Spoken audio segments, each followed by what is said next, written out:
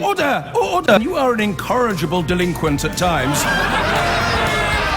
Behave yourself, man! I thought that was one of the most revealing and potentially fertile is the word that springs to mind. I'm not sure it's entirely the one I want, but it's the best I can do. Speak to Sadiq episodes. He really didn't hold back on his view that the government has, right from the start, been responding too slowly to the crisis, that shortages of equipment, as I think everybody suspects, have had at least as much to do with the framing of policy as the so-called science that they are receiving but still unable to explain to us. And then that notion of pressing on with a no-deal Brexit, despite the fact that everybody recognises, even the most ardent so-called Brexiteers in the land recognise that that would cause economic harm. You'll remember that most of last year was spent with the chances that the charlatans, the liars and the racists trying to argue that people had voted for economic harm, that they actually wanted it. So nobody can pretend that there isn't going to be economic harm. And nobody surely can pretend that it isn't going to be compounded to the nth degree by not having any trading agreements at all, or at least pale imitations and pale rollovers of ones we've already got, a tiny minority. I mean, frankly, it beggars belief, but I owe you an apology because I said to you yesterday that I just simply couldn't believe that the self-destructive stupidity of these people would extend to ignoring COVID-19 in the context of Brexit, and I was wrong. Shortly after I came off air, I saw these comments from David Frost, who is an unelected bureaucrat and is incredibly biased on Brexit, precisely the sort of individuals we were told we'd be getting rid of, but here he is, front and centre, announcing that it is not even possible that they'd go for some sort of extension. So I apologise to you. I honestly thought that would be a bridge too far for these people, but I guess that's me forgetting what a cult actually looks like. 10:53 is the time. We're not going to talk about that. Not today, at least. We're going to talk about Westminster Bridge in the first instance. Now, I appreciate that you are not listening to this programme in London, but what London does is provide something of a path. We're a little bit further down the path than the rest of the country, both in terms of infection, both in terms of response, and perhaps in terms of public behaviour. So I'm talking, having spoken for the best part of an hour to the Mayor of London, I'm now focusing upon a specific bridge in London, but these are not London-centric diversions. They're not London-centric inquiries. London is the lens through which we examine the entire country, because the scenes on Westminster Bridge last night, I found them, even after all these weeks of discussing the incomprehensibility of some people's behaviours, I couldn't believe my eyes. I'm sure you've seen the footage by now. If you haven't, it's very easy to find. It's the second most popular trend on Twitter in the UK at the moment. So just click on Westminster Bridge and you will see the scenes, which I will now describe to you. Hundreds of people on the pavements and several police cars in the tens, I think, of police vehicles with the blues and twos on full, so the lights certainly flashing, and paramedics are there as well, all standing less than 2 metres from each other. I genuinely can't believe this. I don't think the Mayor could either. I mean, I don't know that it's anybody's fault. Certainly the presence of the emergency services, as the reality of what was happening became clearer, is deeply problematical. That the buck for that would presumably stop with the head of the Met. But even, this is the 5th or 6th time I've watched it, and there's a bloke in a mask filming it on that, when you turn around, do a diorama or whatever the kids call it. And there's a bloke with a baby standing 2 yards, a yard and a half away from another bloke with a toddler, all clapping. There's the bloke in the mask again filming it. I could do a blinking Dimbleby on this. I cannot believe my eyes. Oh, someone's just popped by on a bicycle. Nobody in the footage that I'm currently looking at is 2 metres away from everybody else. Every single person standing on Westminster Bridge, applauding healthcare professionals who have begged the entire country to stay at home to save lives, haven't stayed at home, aren't observing social distancing rules, couldn't be further away from self-isolating, and to compound all of that, they are joined by countless members of the emergency services who've convened on Westminster Bridge with their vehicles and who are standing shoulder to shoulder.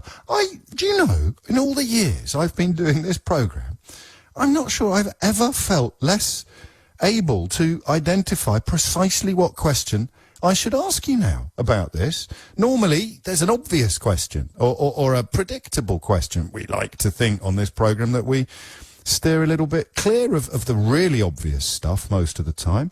Try and come up with a clever question or a, quotes, angle. And I have absolutely no idea what to ask you about this, except what the flip is going on? I cannot begin to frame an explanation. If I was trying to explain this to you, I wouldn't know where to start. Clap for Our Carers is a beautiful scheme designed to let us show our appreciation for people who are adamant that the best thing we can do to help them is to stay at home. And here are members of, I think I can see paramedics there, just judging by the uniform, so that would be colleagues. They are NHS workers. They may not be paramedics. I don't know. It doesn't matter. There's definitely loads of coppers there. I kind of, sometimes I say to you, give me a ring and tell me that I'm not going mad. I don't think even that question today works because I'm clearly not going mad. No one's going to try and defend this, right? So that's the question I'm going to ask you with apologies for the pre-watershed editing. What the flip is going on? How did this happen? What is the mindset of an individual member of the public that thinks, oh, I'll just bowl down to Westminster Bridge. Oh, whoa, hang on, it's packed. It's rammed with people I've never met before, and I'm supposed to be standing at least 2 metres away from them. How do I know I'm supposed to be standing at least 2 metres away from them? Well, every doctor, nurse and paramedic in the country has made it categorically clear that we endanger them when we don't. So what I'm doing here on Westminster Bridge on Thursday evening, I'm clapping all the doctors and nurses who've told us to stay at home and stay apart from each other by not staying at home and not staying apart from each other. Riddle me that on 0345 6060 973. The weirdest thing is, although there are feelings of anger bubbling away inside many of us, and I do feel that the first people to ring me should probably be police officers to tell me how the hell this happened, it's not an anger that can be easily directed at the usual targets, is it? I'm angry with these people because they're endangering themselves and they're endangering the NHS, but they think they're there to show their appreciation for and to applaud the doctors and nurses whose advice and pleas they're completely ignoring. I don't think I've ever felt more baffled by public behaviour in my life.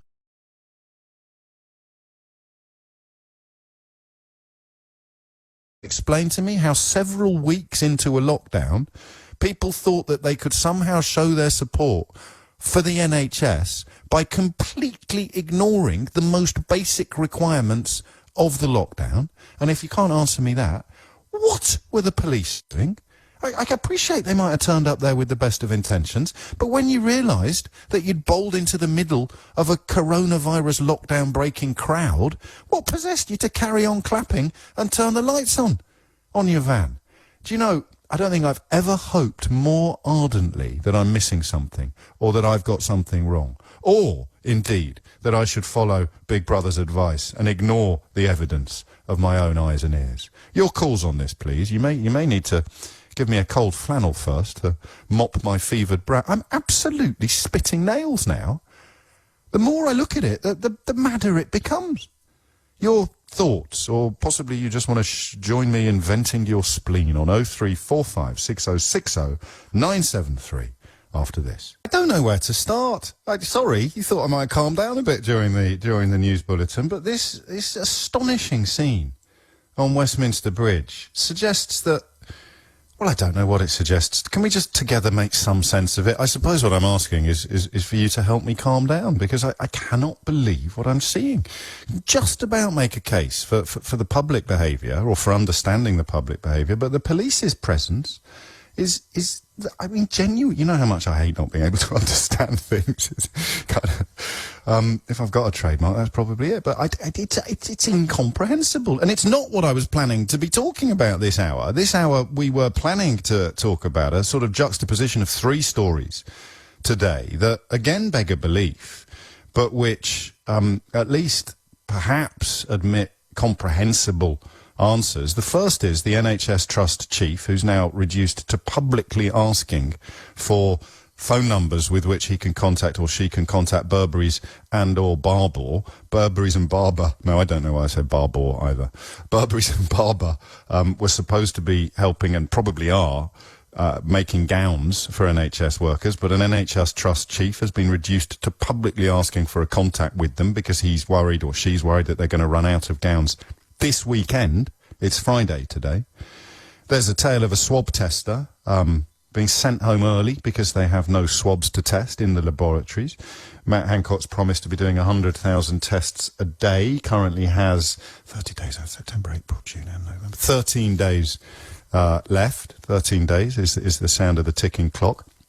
And then the GP writing in the Daily Mail, and I stress that it's in the Daily Mail because, you know, sometimes people are a little bit blind to objectivity and they think that a position on an issue is determined by previous loyalties. The previous loyalties of the Daily Mail, slavishly pro-Conservative government, now publishing a GP calling for, well, suggesting that the reason why the face masks policy has been such a dog's dinner is because they haven't been honest with us about supply, about shortages. And then the Mayor of London, I felt more explicitly perhaps than he usually is during our time together. Between you and me, I don't think he'll be listening now, between you and me, I often find it very frustrating that he is, that he's a lawyer. He's a trained lawyer, very good lawyer.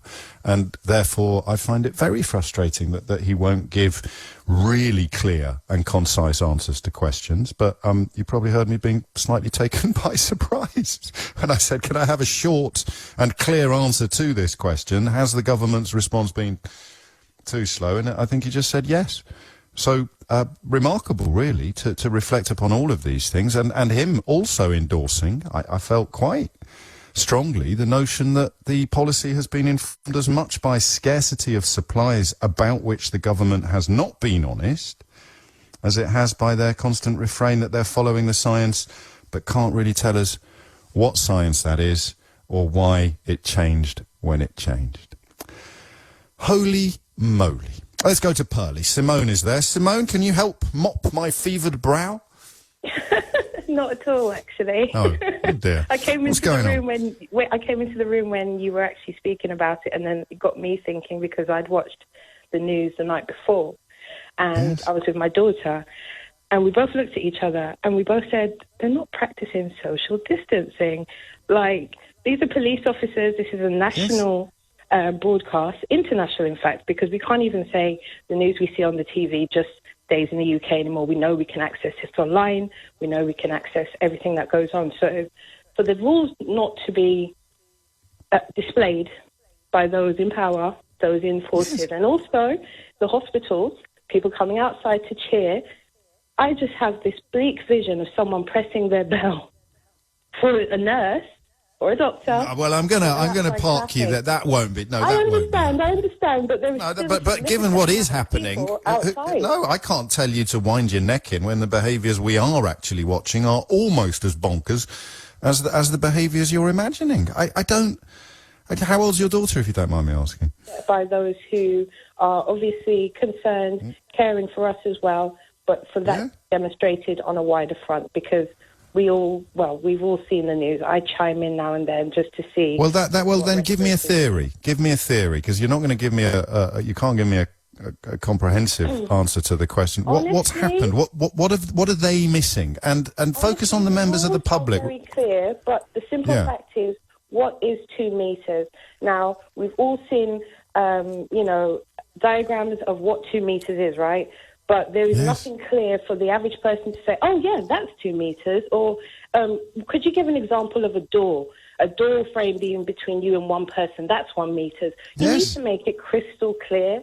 And I'm no, scientist, but I'm smart enough to know that simple logic needs to be displayed here and just make it super simple. And even if you're standing next to a police officer, from the bonnet to the tip of the car, this is an example of I humility. don't. So I mean, yes, I know a voice of reason, but also with respect and love, Simone, stating the bleeding obvious, or at least we thought it was bleeding obvious until we saw these scenes from the centre of the capital of the country, and that's the incredible thing. There, it's inexcusable what was happening, and the police were joining in. So if you were there and you're a police officer, frankly, I'll bite your arm off.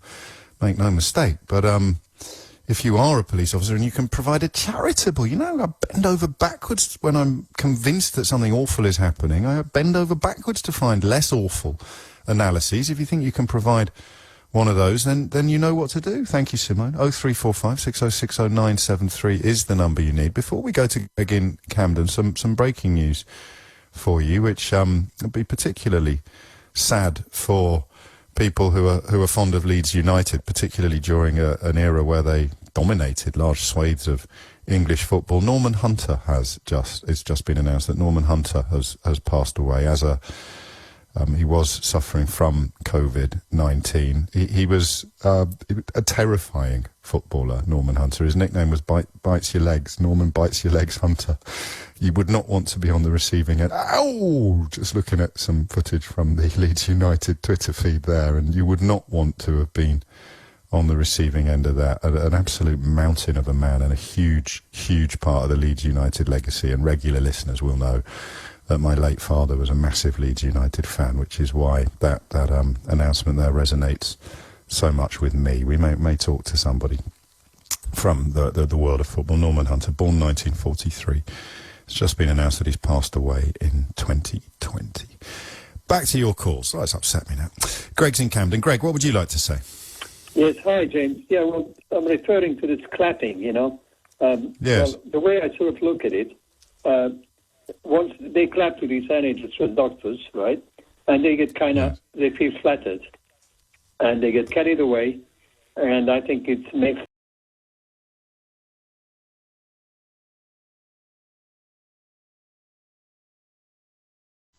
I can't hear Greg now, so I don't know whether or not people can hear me. It's a strange scenario. I'll tell you what we could do if Ian Payne is in the studio. Ian Payne, if memory serves, is a massive Leeds United fan, and I know he's there on action stations in case things go down. So Ian Payne perhaps could tell us a little bit about why Norman Hunter cast such a long shadow over English football during those halcyon days of Leeds United. How you doing, Payne? I'm all right, thank you. It's really sad, isn't it? Really sad when I heard that. I guess you've heard the phrase "dirty Leeds." I have. Right. Yes. Everyone's heard the phrase "dirty Leeds." Even my kids have heard. They're not even into football, but they've heard of the phrase "dirty Leeds," and Norman Hunter epitomised the kind of cynical, "we'll kick you off the park." I thought you were a fan. I am a fan. I'm a fan. We were always, the first game I ever saw was the cup final in 1970, and that's why I kind of became a bit of a Leeds fan, because I kind of thought it was all unfair and that I thought Chelsea were cheating, all that kind of stuff. And and once you've picked your team... Don't ring in on this. Don't ring in on whether Chelsea cheated in the 1970 FA Cup final. No, not in the first one, but in the replay at Old Trafford they did. But listen, I'm over it now. But... It just, I don't know, it's just really sad. And he epitomised it. As you say, Norman bites your legs was a famous saying about Norman Hunter, who would just, he was actually a lot better footballer than that, but he got the reputation for being a hard man, along with Billy Bremner and Johnny Giles. And they were tough. They were small, but they were tough, and they were very difficult to beat. But they were also incredibly skillful, and they were the best side around in the 70s. There we are. Are you still there? I'm still here. Okay. Yes, you dropped out briefly. I wasn't sure if the strength of your emotion was affecting the bandwidth of the broadcast. it was Don Reevy's era, wasn't it? 61 until about 74. Yes. When he went off for an ill-fated run as England manager, and possible for younger listeners not to appreciate that Leeds United were once a mighty force in the land. Well, this is what's so ironic about what's happening at the moment, because here we are, Leeds, top of the Championship, and if the season ended now, we'd be in the Premier League. But has it ended? Will we be promoted? Will we be back? Will it be our typical rotten luck, always finishing up as runners-up? I don't know. There's a suggestion, this is what I've heard, is that the Premier League is considering having no relegation from the Premier League, but West Brom and Leeds coming up. So there'll be 22 teams, and then the following season that there'll be 5 relegated. Holy moly. So, well, watch this space. Ian Payne, thank you so much, not only for holding the fort while I broadcast from my shed, of course, in case of emergencies, but also for being on hand with such an apposite appreciation of the now late Norman Hunter. The time now is 11:15. Do you know, I think some days we just need to talk to each other, and during periods of crisis and catastrophe such as this, I put possibly a little bit too much pressure on myself to come up with a killer question. Most days they present themselves very, very obviously, but I really am asking you to make some sense of the scenes on Westminster Bridge last night. And we will all have had little mini vignettes of similar conduct. So it just was the scale and perhaps the focus, the prominence of Westminster Bridge that really drew our minds, and the numbers of people there. But there'll be tiny little reflections of that up and down the country. You might have seen stuff in your local park that made you go, what? Or you might have witnessed neighbours' behaviour that's made you go, what are you doing? Are you not receiving the news? What is it that qualifies you?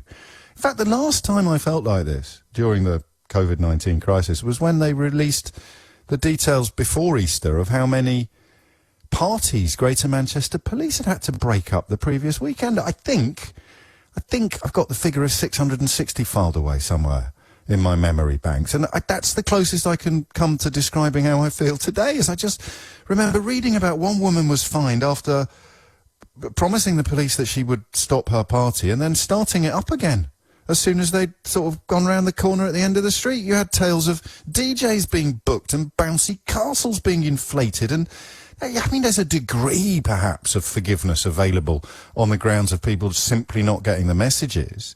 But now? I mean, last night, not only completely riding roughshod over the requirements and regulations of the lockdown, but doing so while thinking they were showing their appreciation for the NHS. I've said to you a few times, haven't I, in the last couple of weeks, that I wonder how many people who are clapping on their doorsteps on Thursday nights are actually doing as much as they can with their actions rather than their words. And I'm filing clapping under words rather than actions for the purposes of this point. I wonder how many of them are actually going as far as they really could to follow the advice that is in place precisely to protect the people you're ostensibly clapping for. So just join me if you want in your befuddlement, and even perhaps in your anger. Jerry is in Battersea. Jerry, what the flip is going on? Hi, James. It's not easy to explain in a nutshell, but I'd say this to you, right? Yes. The virus affects people under 60 in a tiny percentage. Tiny percentage die, a tiny percentage get really ill, right? So under 60s are going to need to be unlocked soon. And we're going to need to go back to normal. Just to be clear, you rung in to answer a question I haven't asked. But no, I'm saying why people aren't afraid of the social distancing so much is because. Yes, but you're here to justify them. You're here to support them, which is incredibly dangerous and irresponsible behaviour. So you're what's known. So you're what's known as an idiot. No. Because what are you going to do when they unlock it, say, in 3 weeks? Is everyone an idiot then? Well, when we're given different advice because the peak has passed. Well, so you're like a lemming. You just believe the government advice. Boris gave you really good advice, didn't he? Wash your hands. Look at him. I went much further. I went much further than the government advice as soon as I humanly could. Jerry, I wish I could say I'd enjoyed talking to you, but frankly, I'd rather have a Veruca. Edna is in Battersea. Edna, what would you like to say? Yeah, I mean, I don't know if I can really mop your brow or kind of reduce your frustration, but what I would like to say is to offer an explanation from a psychological perspective. Well, it won't be as good as the last fella, because unwittingly he reminded us that this happens because the world is full of idiots. Well, okay. Let's kind of build on that, shall we? And let me offer an alternative explanation, which is we are being asked to operate as as kind of robots, to kind of be ultra vigilant all the time. That's not possible. We're human beings. But they thought they were supporting the NHS. They thought they were following the advice. They're showing their appreciation for the people that are looking after us. So, the idiotic point of view is... Go on. So remember, they were caught up in the euphoria of it all. Yes. So because of that, they're kind of not operating in a rational way. So we're being asked to be very rational at all times, to actually stay 2 meters apart from everybody else at all times. Otherwise, we might, we're very contagious. But that's something that you can't sustain. So if you think about it, what they're doing, it's a bit of escapism. It's a bit like when you're on holiday and you suddenly relax and you suddenly do things that you just wouldn't do in a normal environment. So they were caught up in the euphoria. They were caught up in that environment. What a lovely person you are. What a generosity! What a generosity of spirit. If I were to look for a pithy little slogan, you're talking about the madness of crowds in a way, aren't you? You're talking about how these individuals might have recognised the ridiculousness of their behaviour if it was in isolation, but they're looking around and seeing everybody else doing it, so they're thinking subconsciously, perhaps, well, hey, let's get stuck in. Absolutely, I couldn't have said it better myself. But it's very much being led by the crowd, and to a large extent as well, it's a bit of escapism. Some people might be in a bit of denial. Do we really need to stay 2 meters away from each other all the time? That person looks relatively clean, so maybe that person's not going to infect me. But I think generally we cannot be, as a society, expected to be on high vigilance at all the time. It's just something that's quite impossible. So in that moment... why would you even be there? Why would you be on Westminster Bridge? Was it announced? Did people say that they were going to convene there? Did it happen by accident? Did the police draw the crowd and then not? I'm raining on your parade of generosity and human kindness here, Edna, but if the police are responsible for it, presumably the vehicles congregated before the punters turned up, you'd think somebody in the police service would have gone, all right, lads, I think we might have got this one a bit wrong. Everybody back in the cars and let's get out of here quickly. Or let's break up this crowd and clear off. No? Absolutely, but think about it. This is a spontaneous thing, yeah? So they've gathered together, and the police, they've got a difficult job. They've been concentrating on their own physical distancing. I don't know why it's called social distancing, because I'd call it physical distancing, but they've been focusing on their own physical distancing. They're trying to cope with others who are not doing the physical distancing. So they're on kind of almost ultra vigilance. So that was literally a moment, a relapse, so to speak. Like a spasm, like an uncontrollable spasm over in an overused muscle. Yes, an overused way of operating, which is totally alien to how we would generally operate.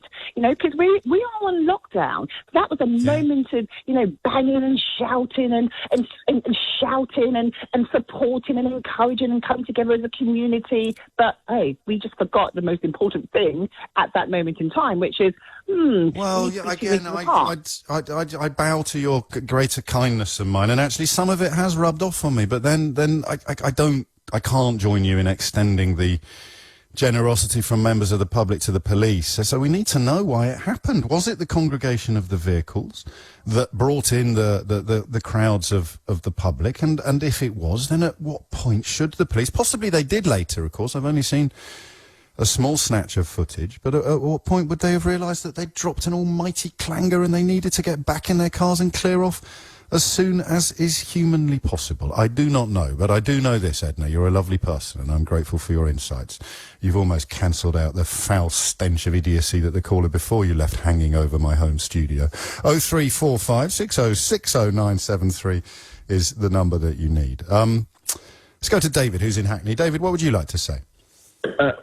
James, I think Edna is extremely a lovely person, but you look at that video, but that was not a spontaneous event. If you look at the video, and I last night when I saw the news, I thought there was library stock footage being used from the Westminster Bridge attack, and I was confused. But then you look at it, and you can see there's a build-up. There's unmarked police cars.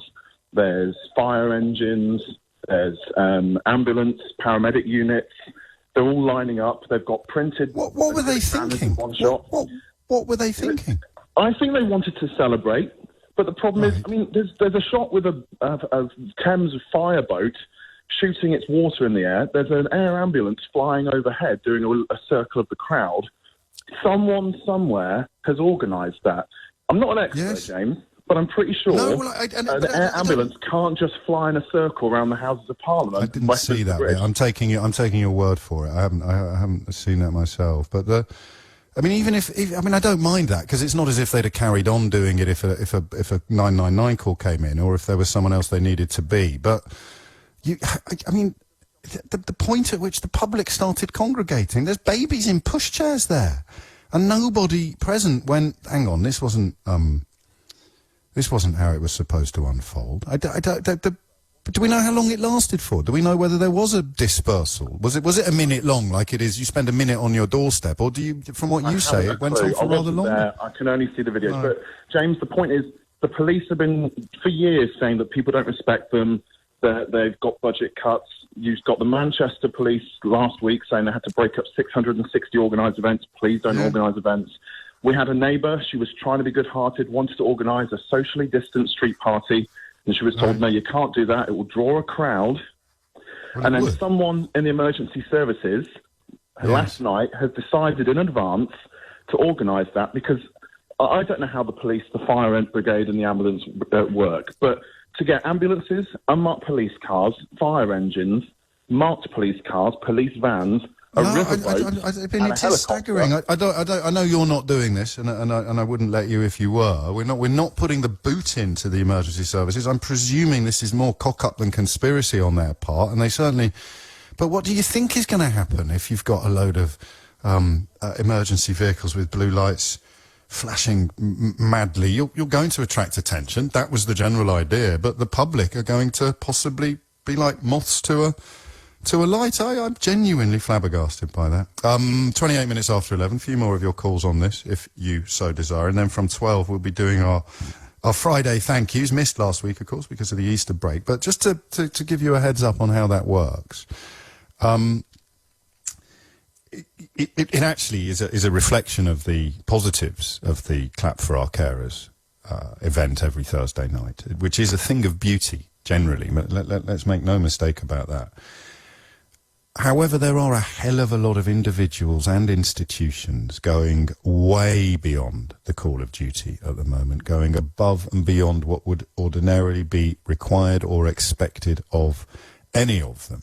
I include, cashiers in supermarkets on this, as well as firefighters, but people who don't get a clap on a Thursday night. And it can be as close to home as you want. I'm a little bit wary of people ringing in to give themselves a round of applause. But I do, from 12 on Fridays at the moment, feel almost drawn towards the idea of looking for some examples of kindness, some examples of goodness, some examples of basic human decency. So something has been done for you or to you, or some institution has helped someone that you know. Acts of kindness for which we can offer up a proper Friday thank you. And the thank you is contained really within the coverage. It's public recognition. That's part of the reason why the Clap for Our Carers is so powerful. Public recognition. I think it's why so many people are calling for a knighthood for Captain Tom Moore, the old soldier who has raised, over £10 million. He started off trying to raise £1,000 by walking up and down his garden 100 times before his 100th birthday. And he's ended up raising £15 million. And there's a call, there's an appetite, there's an urge for public recognition. Now, he deserves a knighthood. I think most people would probably agree. I can't hand out knighthoods. All I can hand out is a little bit of public recognition. Who do you think deserves it? And we'll do that from 12 noon, to be absolutely clear. Until 12 noon, a considerably less warm conversation about what the hell was happening on Westminster Bridge at 8 o'clock last night. We continue to question what appears to have been a centrally organised congregation of emergency workers on Westminster Bridge. I've just seen a tweet from London's Air Ambulance revealing, as our last caller described, that they were part of an orchestrated idea, which is fine up to the point where large numbers of members of the public turn up riding completely roughshod over the social distancing rules. I can't get my head around it, and possibly nobody can. Anyway, some slightly more uplifting, some considerably more uplifting news now. King's Daughters, along with the Queen guitarist and all-round good guy Brian May, have become the first act so far to create a music video, a kind of full music video, despite being under lockdown. They've invited the whole world to get up and dance in it, spreading hopefully a wave of positivity across nations during this uncertain time. They are doing it for the mental health charity Mind, and this is what it sounds like. Cultivate an attitude of gratitude, believing in yourself because you're the greatest, smiling at the person right in front of you, be proud of who you are because you made it. Can't you see thoughts become things? Don't let nobody bring you down. Mistakes are how you learn. Get up before you hit the ground. Hey, get up, get up. Hey, get up, get up. Hey, get up, get up. And I am joined, I'm delighted to say, by Brian May and Vicky O'Neon, who is the drummer in King's Daughters. We'll begin with Brian, if I may. Where did the idea come from? Smiling. It is. It definitely puts a smile on our faces. You're very welcome. It does. Yeah. Yeah. Oh, well, it's good to talk to you. Yeah, thanks for having us on. Likewise. My pleasure. Where did the idea come from? Talk us through the... I mean, I don't want to give a rival band a plug, but talk us through the genesis of this idea, Brian, if you would. Yes, I remember them very well. Well, it's really Talia who's the progenitor of this whole thing. Really, she's the songwriter. I did contribute to the songwriting in this case, just injecting a bit of stuff, and I produced the record. But when I heard her lyrics and the general vibe of the song, she sent it to me via an email about last November. I think I just started smiling immediately and kind of moving around. Now, I'm not a very up person, as you probably know. I can be a bit of a miserable old beggar. But I just loved it. And I thought, well, if this makes me smile that much, it's going to make everyone smile. So we got into it, and cut a long story short, with all the girls, with Vicky, and we're going to talk to him in a minute, and Izzy, the guitarist. We put this all together, and I'm thrilled. I love it. There was a whole thing about, should we save it until this coronavirus thing is all over? And then we thought, no, that the lyrics and the whole vibe of it are so perfect to put out and generate a bit of positivity. Let's just go for it. So this is launching a whole career, if you like, in the worst possible time. But, it's a good feeling, I think. Well, it is the worst possible time, but that could make it the best possible moment in a way for this sort of very, very uplifting song to reach the airways. Vicky, the drummer in King's Daughters, tell us a little bit about how you made a video during such an interesting period of history. Yes, hi James and hi Ryan. How are you? Yeah, I'm good. Yeah, so obviously we changed all our plans, and we didn't have a lot of time because we had this release date. So in 6 days' time, we were all filming at home. We did what we could. Talia home with her 3-year-old alone, putting up ladders so that she could lie under. So we did everything that a full production team would do by ourselves at home, essentially. We had an amazing video editor, Jamie Panton, who then came on board, worked day and night, put the whole thing together. And then obviously we had this huge campaign happening at the same time where people from 44 different countries, like hundreds of videos came in from people all over the world doing the get up dance move. And that was all then also put into the video. So, yeah. I mean, it is magnificent. And Brian, of course, reprising his famous performance on the roof of Buckingham Palace in 2002 by climbing up onto your own rooftop in Kensington. I hope you followed full health and safety instructions on that one, Brian May. Yes. I have good friends up there. I have a load of pigeons who are very used to me being up there, escaping from the world. Vicky, why did you settle on the mental health charity Mind? What was it that made you all think that would be the best beneficiary of this project? Well, I always looked at this song as a mental health manifesto. All the lyrics in the song just breathe positivity, and it made me feel better every single time I've listened to it. And that's why we thought it was so important to bring a mental health charity on board like mine that could really spread this song out to people that need it more than ever now in these dark times. So we're so grateful that this is a collaboration with them. And you got to have a go on Roger Taylor's drum kit as well before the lockdown kicked in, I think. Oh my God, yes I did, which was amazing. Yeah, that's right. Yeah, we usually go down to Roger's to record drum kits because he's all set up there, and he was very kindly helping us out on this occasion. Yeah, fantastic. Yeah. Brian, I know you've drawn a little on your scientific background during this saga, this crisis, and particularly on the question of PPE. Why have you sort of chosen to speak out about that? Well, I guess I speak out about everything, really. I kind of put my nose in everything. I've been if it weren't such a tragedy for the human race, Yes. it would be just a fascinating thing, because intellectually it's incredibly challenging.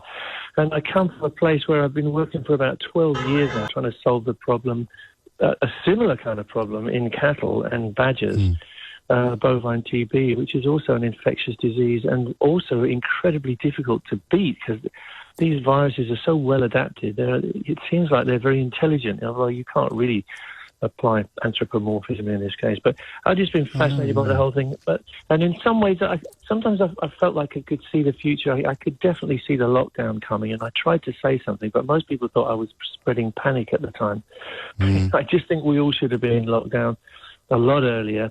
But thank God we're in it now, because things could have been so much worse. Indeed. And finally, Vicky, tell people how they can get hold of the song. Yes, so Get Up is now out on all streaming platforms. iTunes, we hit the iTunes charts first day of release. And our music video is also out on our YouTube channel. So just type in King's Daughters, Get Up, and there you can watch it. And indeed, Get Up, all of us. Brian May, thank you for that. Yeah, Vicky thank O'Neill, you. best of luck with the track. And I look forward to talking to you both in more normal times, perhaps. And Brian, thank you actually while you're here for using your platform to make some comments about the government's initial response. And you used the phrase "eternal shame," actually. So we'll talk about that. Probably it is. Well, it's water under the bridge now, but Yes. let's hope we're ready for the next one, eh?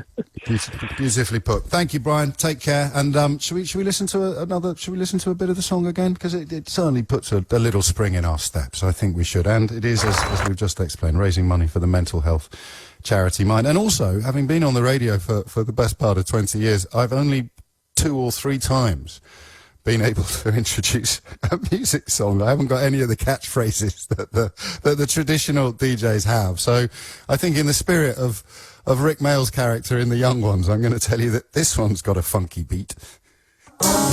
Cultivate an attitude of gratitude, believing in yourself because you're the greatest, smiling at the person right in front of you, be proud of who you are because you made it. Can't you see thoughts become things? Don't let nobody bring you down. Mistakes are how you learn. Get up before you hit the ground. Hey, get up, get up. Hey, get up, get up. Hey, get up, get up. Keith just said in my ear, do you want to talk over the fade out? If you want to talk out the fade out, you come in. I had no idea. Absolutely no idea what he was wanging on about. But that, of course, should have been me going, and that was Get Up by King's Daughters, featuring the Queen guitarist Brian May. And you can, no, I'll stop now. It's ridiculous. And we'll get back to this curious question, which will detain us until 12, and we'll start really offering you an opportunity to provide some public acknowledgement of the people that have touched you, the institutions or the individuals that have reached out and touched you. So 10 more minutes or so, just on the question of what went wrong last night on Westminster Bridge, because it is really serious. There's no mileage really in giving a coating to the people that were there. I completely understand why the emergency services thought it would be a good idea to have some sort of spectacle, but presumably they all thought, or if you're listening, you all thought, that the spectacle would be shared on screens or in photographs, not that people would come along in person like a sort of public performance and start breaching the social distancing and the self-isolation regulations and requirements on a frankly biblical scale. How did it happen? Although I'm delighted to say that there's a combination perhaps of talking to you, talking to Vicky and to Brian, and listening to that very cheerful song, my mood has improved immeasurably. I'm sure it won't last. It's 11:45. Before that, I'm going to conduct a little experiment with your permission, because I, of course, am broadcasting to you from my shed in Chiswick. Ava, the producer, Keith and Harel are back in the studio in Leicester Square, studiously and scrupulously observing the social distancing requirements. But I don't know where LBC's happily and recently recovered political editor Theo Usherwood is, which regular listeners will know offers me a rather exciting opportunity to do something that we have sadly only done once in the last month, because Theo, of course, was so poorly. So should we see whether it works? Or I suppose on the other hand, it could be that spending the final hour of yesterday's programme talking to so many children has affected my presenting style forever, because I've got a horrible feeling I just sounded a little bit like a play school presenter. Shall we see how it works, children? Summon the Usherwood! Now, I, of course, have no way of knowing whether that has worked or not. Normally, the bugle presages Usherwood sprinting at breakneck speed up various flights of stairs, crashing through doors, accidentally smashing into the wrong studio, disturbing Chris Moyles and sundry other superstar DJs. Has it worked today, Theo? Are you there? Since my recovery, James, I've decided to turn over a new leaf and be well prepared. So, quite right. So, are you following the science? So I've been listening to Matt Hancock, who of course is the Health Secretary at the Health Select Committee, and I was well prepared to come in to speak to you about exactly what he's been telling Jeremy Hunt, who chairs the committee. And Jeremy Hunt, I should say, has invited the chairman and women of the other select committees to take part. So this looked much more like a liaison committee, which of course gets to question the Prime Minister every 6 months. And we learned quite a lot from Mr Hancock's appearance this morning. He admitted that whilst the records show that 27 NHS staff have died after contracting the virus, there was a recognition that that number was actually much higher. And you'll remember the Health Secretary promised to test 100,000 people, NHS staff and people per day by the end of this month. He revealed that yesterday just over 18,000 tests were carried out. That's up 4,000 on Wednesday. So on the current trajectory, he is not going to hit that target. But he said other frontline key workers were now going to be eligible for testing. What I can tell you is that today we're able to expand the eligibility for testing, which is currently for patients, for surveys, and for NHS and social care staff, and some that go to LRFs for people for local urgent need. I can today expand the eligibility for testing to police, the fire service, prison staff, local authority, critical local authority staff, the judiciary and DWP staff who need it. And we're able to do that because of the scale up of testing. The row about this, of course, has been that the tests haven't been carried out because the Health Department for Health has said the people aren't there to be tested, and then people who work on the front line in the NHS saying, well, actually, they can't get the right paperwork to go and have the tests themselves. Now, earlier, the Mayor of London, Sadiq Khan, told you the police had questions to answer about the crowds on Westminster Bridge last night as officers gathered outside their cars to clap for the NHS in front of St Thomas's Hospital. It made for powerful footage on social media, but contradicts the government advice that people should be social distancing. London to date, of course, has been the focal point of this crisis, and Mr Hancock said this morning the government had considered just putting the capital alone on lockdown. I think that we took the right measures at the right time. We did consider having a London-specific lockdown and decided that it was better to do it across the country as a whole. And that's for two reasons. The first is that if you put a lockdown in one part of the country, then there's still travel from there to the rest of the country. And so it isn't as easy as that. And the second reason is that actually one of the really strong things that's come through this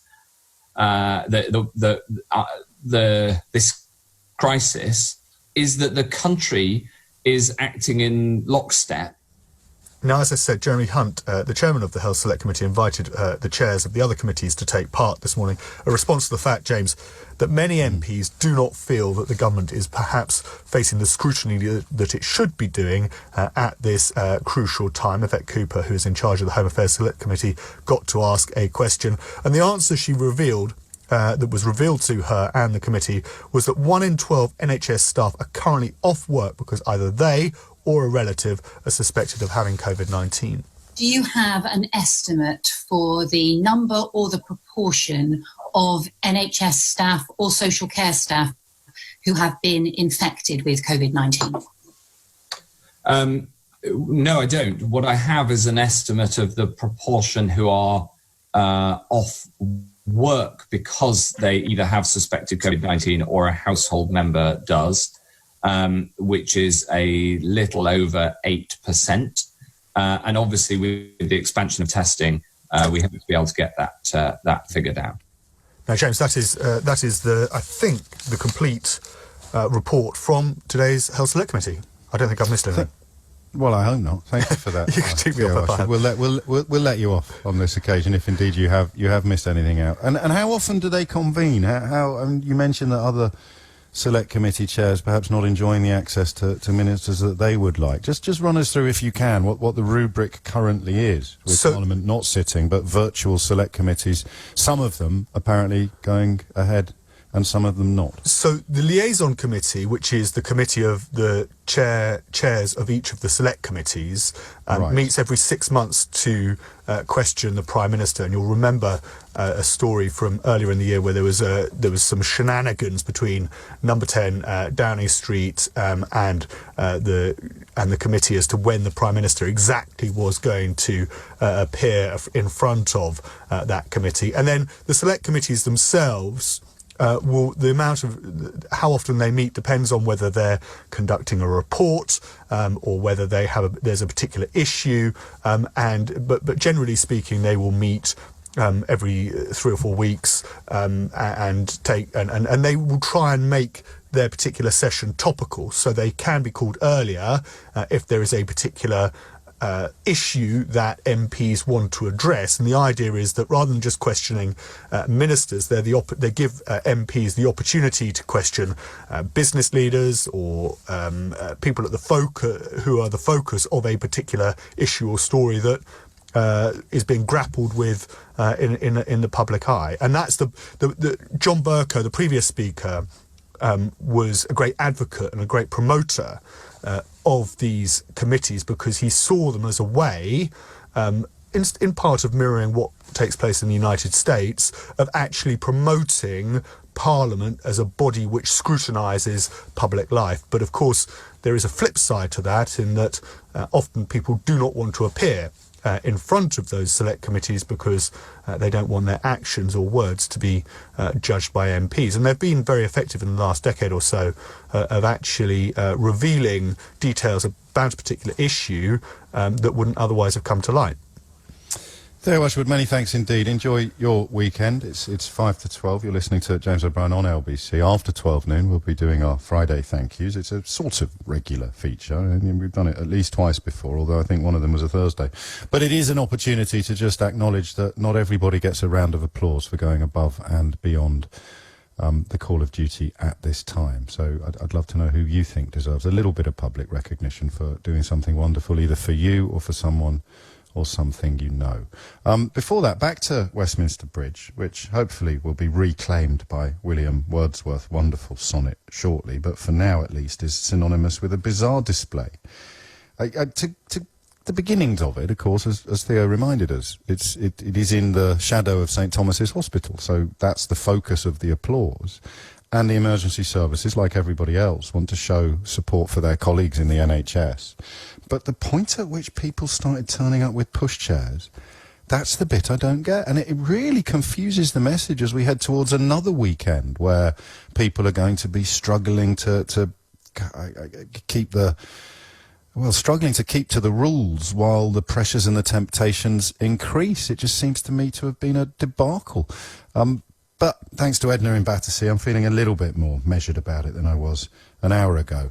Hopefully Charlie in Islington isn't going to reignite the blue touch paper. Charlie, what would you like to say? Morning, Jay. Hello, mate. Yeah, I don't know if you're aware, but the same thing happened a week ago. There was a similar gathering on Westminster Bridge.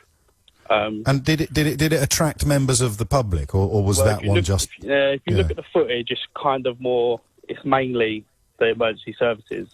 Yes. But again, they had the show going on in the river, so to speak, with their boats and everyone gathering on the bridge. And I just think this day and age, the way people, but the world we live in now, people rush out to film stuff because they want to put it on their Instagram or their Twitter and just hunt for likes and retweets, basically. I don't know if you noticed, Cressida Dick was actually on the bridge last night as well. Oh no, are you sure? Because I didn't see that. I've seen video of her being filmed. There's press taking photos of her. So, I mean, for her to be there just tells you who's organised it. And I just think if they want to do something like that, then great, because it is a great sight to see. But I think it just needs to be done with a bit more common sense.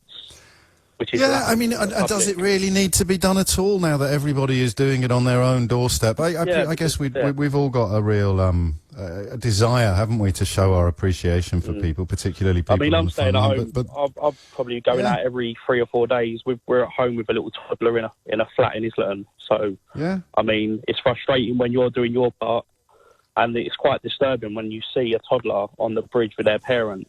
It is, isn't it? It is. I mean, normally I'm a bit of a cold water merchant when we're getting, getting our knickers in a right old twist. I normally throw cold water on it and say, everybody calm down, these are the facts. But the more we learn about it, the less calm perhaps we become. Because you're right, I've got a photograph here that the Metropolitan Police put out. Cressida Dick is clapping, there's a photographer in the background and 2 coppers behind her standing shoulder to shoulder. Now, I appreciate that they can't routinely and completely observe social distancing rules while they're on duty. It would be daft to expect them to do so. But they should surely be standing 2 metres apart as and when they can, and yet here they are in full uniform, within about 4 metres of the commissioner, standing right next door to each other, almost as if they were on parade. Anyway, no anger, just confusion, and perhaps a polite suggestion that next week, you find a different way of doing it, lads and indeed lasses. Charlie, thank you, mate. Good luck with the lockdown. I recognised this week how important it is to remember that not everybody is, well, nobody really is dealing with this in identical situations. I thought Yvonne's question to Sadiq Khan about playgrounds really brought home how confined some families will be. You're in a small flat with a toddler, then the idea of getting outdoors and getting outside and getting into public spaces is going to feel a lot different in your mind than it does perhaps in mine or the minds of most journalists and politicians.